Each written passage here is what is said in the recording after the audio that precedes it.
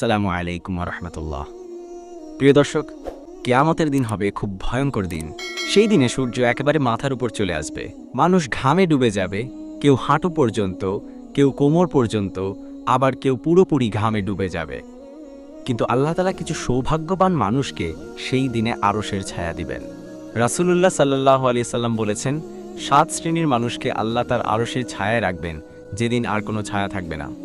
চলুন জেনে নেই সেই 7 শ্রেণীর মানুষ কারা। প্রথমত, ন্যায়পরায়ণ শাসক। দ্বিতীয়ত, সেই যুবক যে আল্লাহর ইবাদতে জীবন কাটায়। তৃতীয়ত, যে ব্যক্তি মসজিদকে ভালোবাসে এবং নামাজে নিয়মিত থাকে। চতুর্থত, 2 জন মানুষ যারা আল্লাহর জন্য একে অপরকে ভালোবাসে, আল্লাহর জন্য মিলিত হয় এবং আল্লাহর জন্য বিচ্ছিন্ন হয়।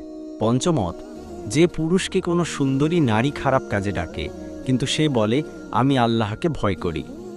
ষষ্ঠত, যে গোপনে দান করে, এমনভাবে যে ডান হাত যা দেয় বাম হাতও জানে না। সপ্তমত, যে একান্তে আল্লাহকে স্মরণ করে কাঁদে।